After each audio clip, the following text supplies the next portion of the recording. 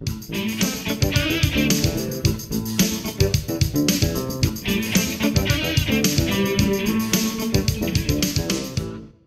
salut, dragilor! Bine ați revenit la un nou episod din saga noastră privind nelegalitatea planului urbanistic general, documentației planului urbanistic general din București. Sunt alături de Alexandru Pânișoară, colegul meu, cu care dezbatem toate aspectele legate de această documentație importantă de urbanism.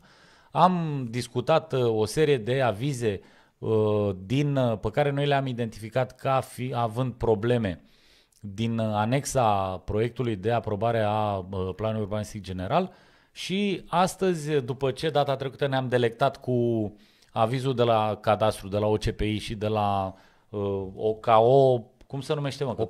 OCAOTA, de la Oficiul de Cadastru Agricol și organizarea terenurilor sau nu știu ce, terenurilor agricole,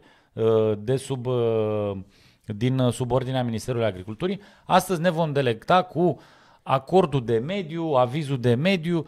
Sincer să vă spunem, noi nu prea știm care cum sunt, că sunt tot felul de lipsuri și de omisiuni în documentație pe care noi doar le putem intui în acest moment. Nu avem o certitudine a lor că ele există sau că se referă strict sensul la ceea ce ar trebui să se refere sau la documentele respective. Bun, începem cu acordul de mediu. Am spus că vom discuta astăzi 2, chiar 3, că nu știm câte sunt.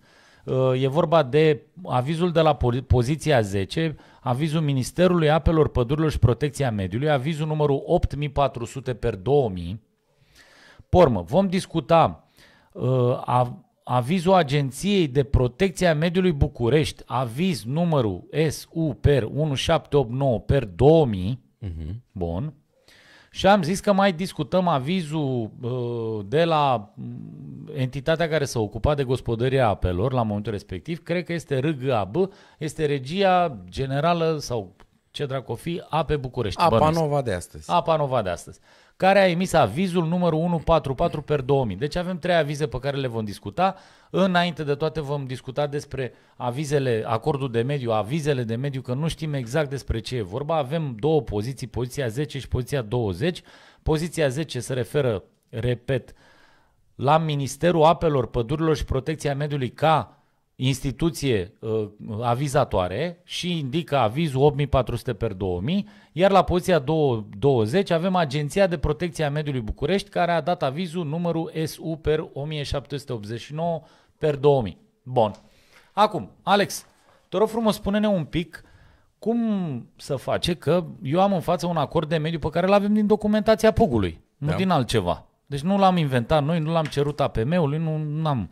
Avem un acord de mediu emanat de la Ministerul Apelor, Pădurilor și Protecției Mediului, de la poziția 10, care în mod normal ar fi trebuit să dea avizul 8400, iar acest acord de mediu este numărul 119 din 27 a 12 a 2000. Bun. Ca fapt divers, PUG-ul a fost aprobat prin hotărârea numărul 269 din 21 a 12 a 2000. Deci cam cu o săptămână înainte de eliberarea acordului de mediu. Bun, acum având în vedere că e și o neconcordanță între numărul avizului din anexa respectivă și numărul de înregistrare pe care îl vedem noi, sau numărul acordului, nu numărul acordului pe care îl avem, și diferența asta de titulatură, că aici avem aviz, aici avem acord de mediu. Sunt 2 chestii diferite. Într-adevăr, la momentul respectiv, dacă nu mă înșel, Ministerul Apelor, Pădurilor și Protecției Mediului elibera doar acorduri de mediu și autorizații de mediu. Corect. Nu avize, nu aviza. Just? Da. Am reținut bine. Bun, perfect. Acum, luminează-ne un pic, încearcă să fă 2-3 idei. Bun, pe problematica asta pe care și noi evident că ne-am lovit de ea atunci când am parcurs documentația și am scris instanței de judecată, după ce văzusem înainte ce se întâmplă, la Ministerul Mediului, la punctul 10, să caut de nebun numărul 8400. Bă, l-am căutat. Bă, ce 8400? Eu dădusem de acest acord de mediu. Nici m-am uitat la dată, că am văzut 119 număr, deci n-are legătură. Bun. O fi altceva, o fi un act subsecvent, nu stau acum pe el.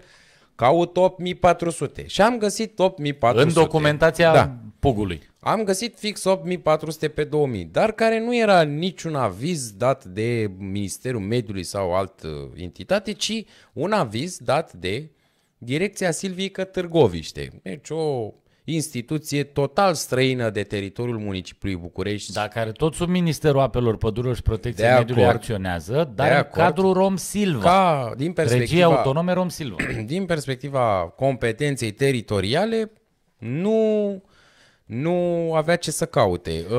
Cum ai spus și tu, da, într-adevăr, la vremea respectivă, legea în vigoare privind protecția mediului era legea 137 pe 1995, unde asta am scris și eu expres, Ministerul emitea doar acorduri sau autorizații de mediu pentru planurile de urbanism. Deci vorbim doar de planurile de urbanism.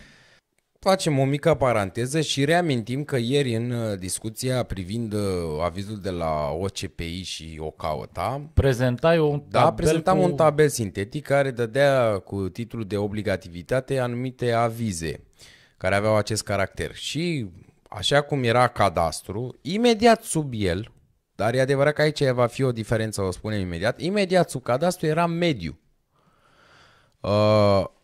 Ce se întâmplă? Mediul este trecut la autorități locale. Deci probabil prin acele APM-uri sau ce dracu erau. Și iată că dacă nu direcția de directivare, implementare, autorizare. Bun.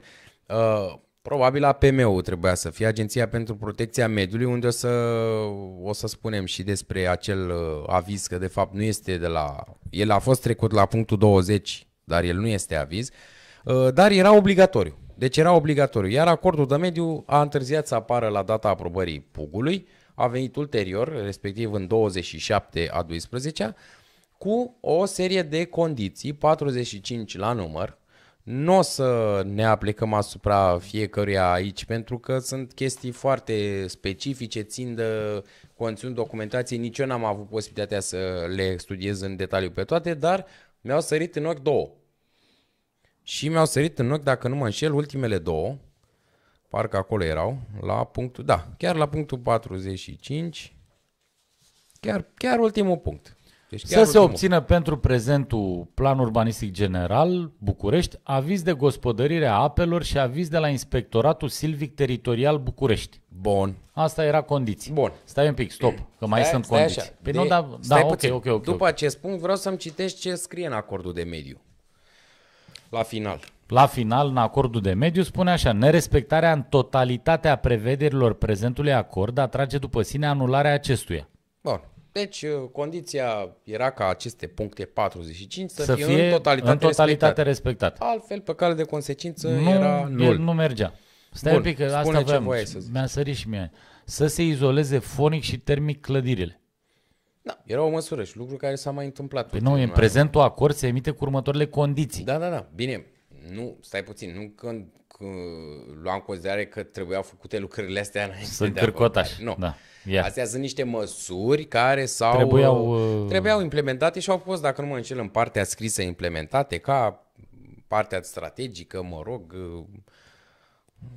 a urmat ulterior polistireniata, adică știm foarte bine. Bun, așa. Păi și plecând de la punctul 45, evident că a trebuit să căutăm cele două instituții. Da, să căutăm avizul de gospodărire a apelor și avizul de la Inspectoratul Silvic Teritorial București. Avizul de la gospodărire a apelor este astăzi Apa Nova, la vremea respectivă regia de apă, nu știu ce, se numește RGAB, aviz 144 per 2000. Deci acest aviz exista. Bun. Dar ce n-am găsit în schimb? Avizul de la Inspectoratul Silvic Teritorial București. Pe el ai pe ăla de la Târgoviște. Da, dar nu de la București. Hai mă, deci și tu acum ești cârcotaș, e de la un ăsta Silvic. Bă, scrie Silvic în el? Scrie Silvic. Aie, ce să mai... Dă, domne, așa.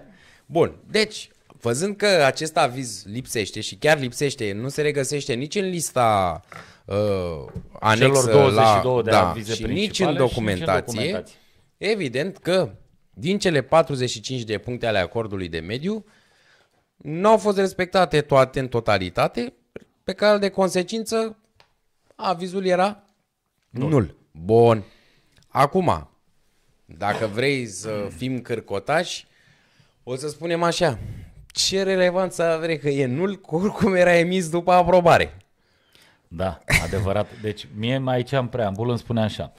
Ca urmare a cererii 11598 din 23/12/1999 adresată de Primăria Municipiului București, Departamentul de Urbanism și Amenajare Teritoriului, Direcția Generală de Urbanism și înregistrată la Agenția pentru Protecția Mediului București, deci ei au depus la APM București, da, era cu numărul de înregistrare așa, aceasta, înaintând la Ministerul Apelor, Pădurilor și Protecției Mediului, punctul de vedere, înregistrat cu numărul 81384 per CD per 29/11/2000, în urma analizei documentelor transmise și a verificărilor în temeiul legii Protecției Mediului 137, republicată în baza hotărârii Guvernului numărul 104 per 1999 privind organizarea și funcționarea Ministerului Apelor, Pădurilor și Protecției Mediului, cu modificările și completările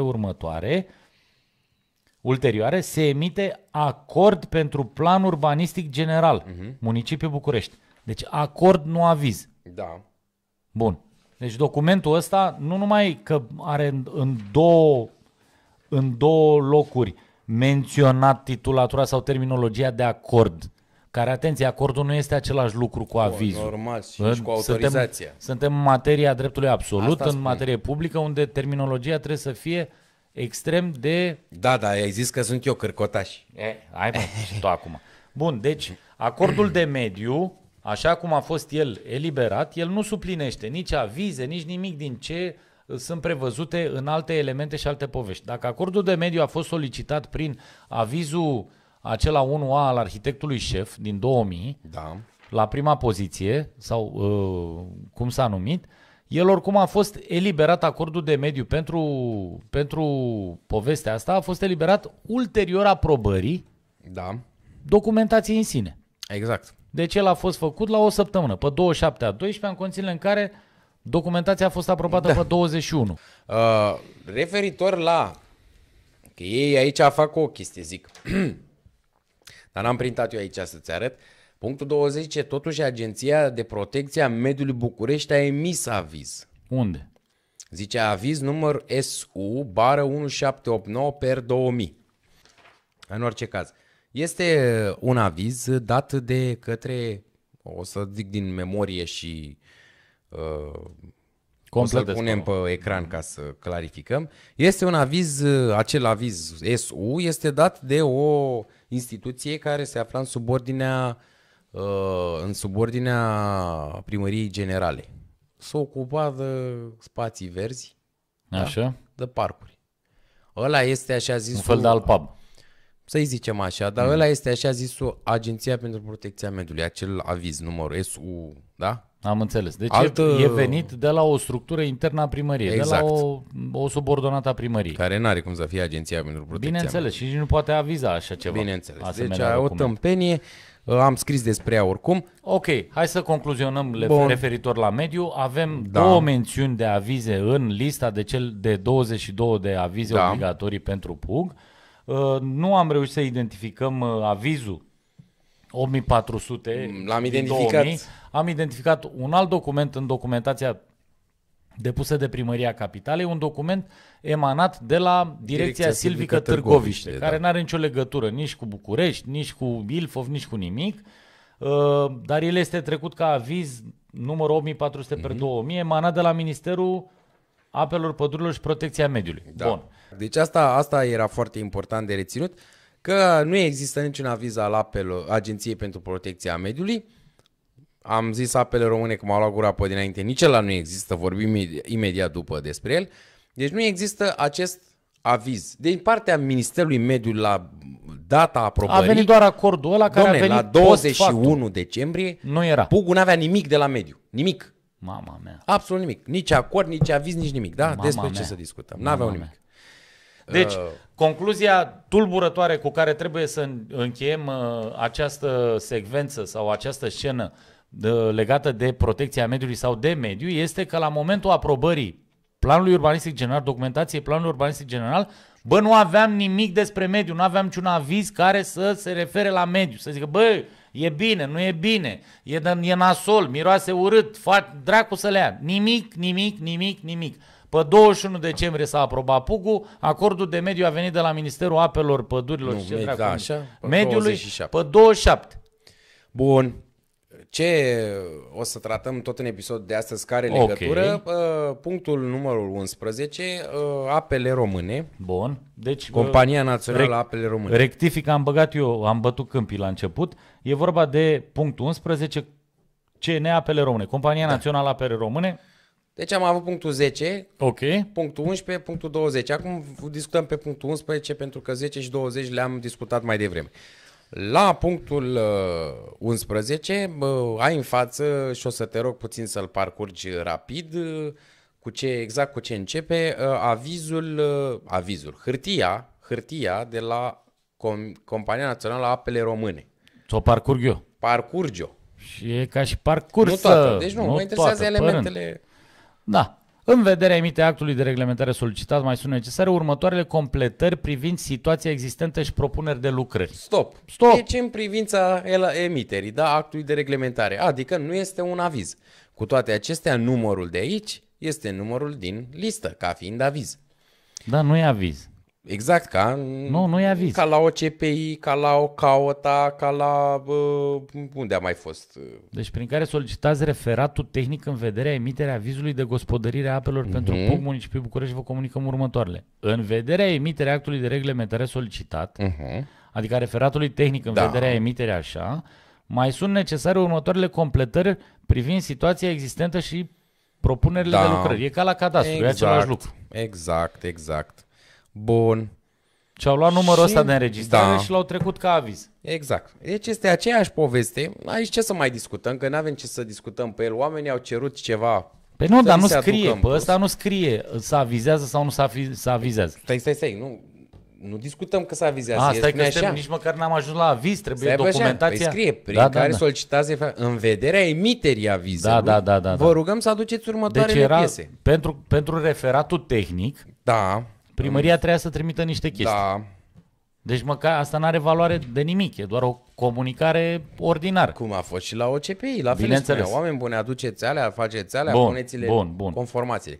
Deci, în închiderea acestei analize, a acestor avize lipsă din anexa de la Planul Urbanistic General, un aviz de aici nu a fost trecut, nici n-avea de ce să fie în anexă, dar trebuia trecut în hotărâre, nici acolo n-a fost surprins.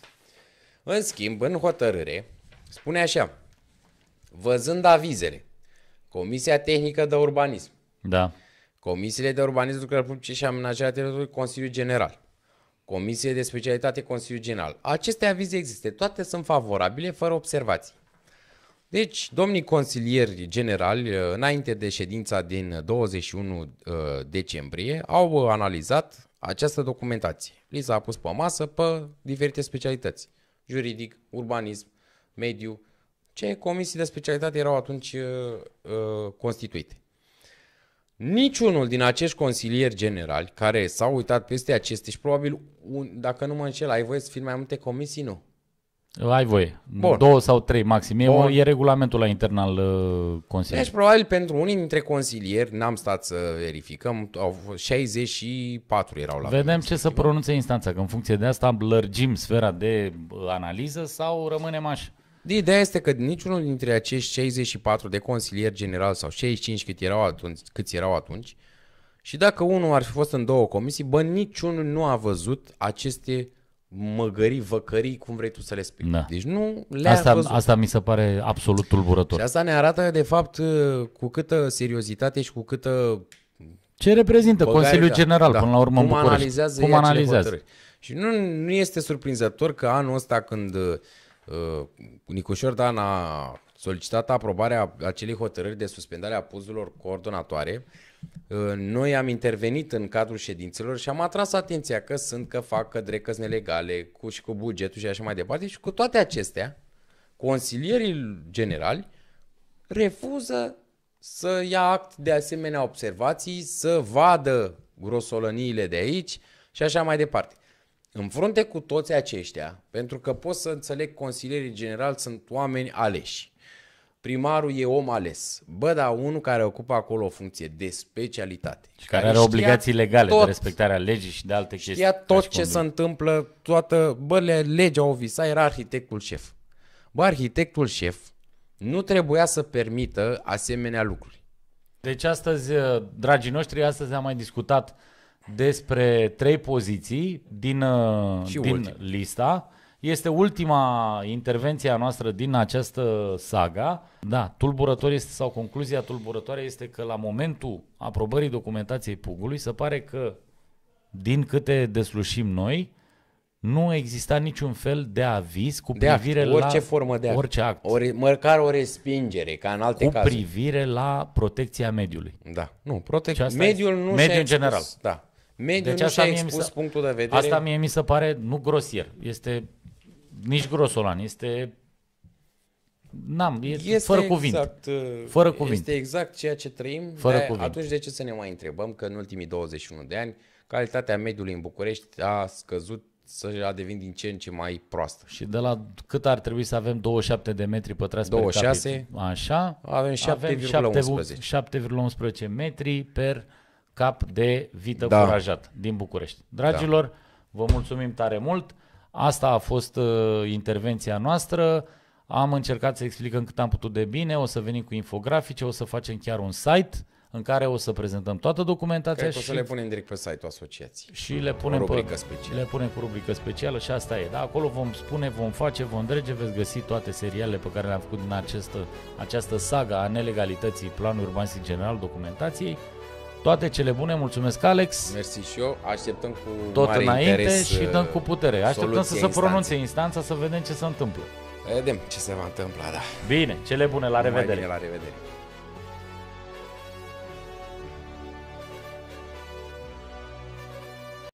Mm-hmm.